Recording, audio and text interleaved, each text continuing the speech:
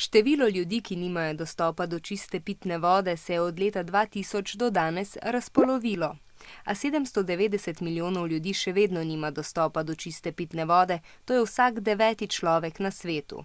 Pri ljudeh, ki nimajo dostopa do pitne vode, je možnost, da bodo zboleli ali umrli zaradi dehidracije ali driske večja.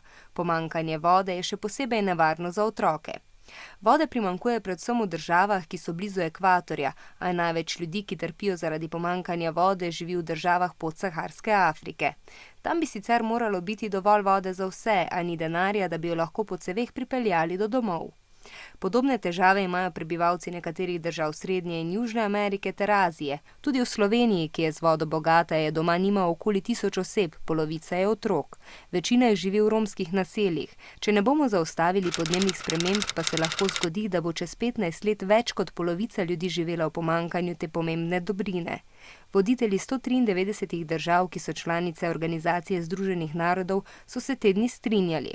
To je nedopustno! Zato so si zastavili nove cilje. Treba je poskrbeti, da do leta 2030 nihče ne bo trpel pomanjkanja vode. Politiki so si zastavili skupaj 17 ciljev, ki se imenujejo cilji trajnostnega razvoja.